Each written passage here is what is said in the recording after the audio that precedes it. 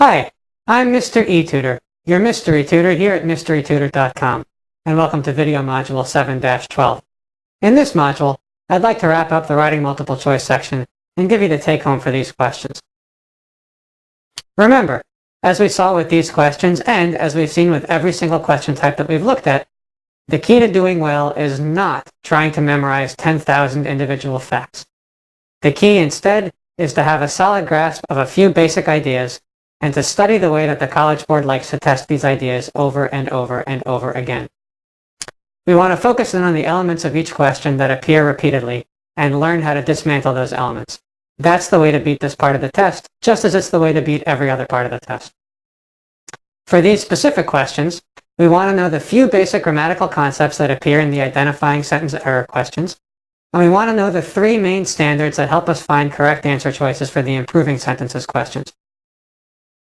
For the improving paragraphs questions, we want to combine the improving sentences approach with the reading comprehension approach and add in the extra idea that on the SAT's improving paragraphs questions, the ideal paragraph has as few concepts as possible.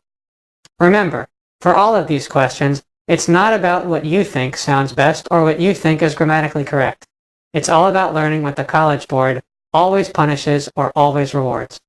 We want to choose the answer choices that we know it always rewards. We want to avoid the answer choices that we know it always punishes.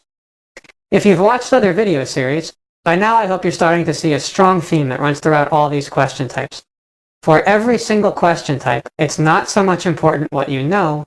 What's important is how well you learn to play the SAT game. This is only one more reason that it's absolutely essential that you practice with real SAT questions from this book, the College Board's official SAT study guide.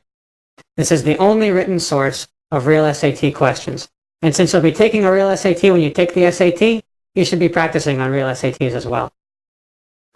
Thanks very much for watching this. I hope you've learned a different and much easier approach to the writing multiple choice section of the SAT. Good luck with everything, and remember, as long as you approach things in the intelligent way, it's easier than you think.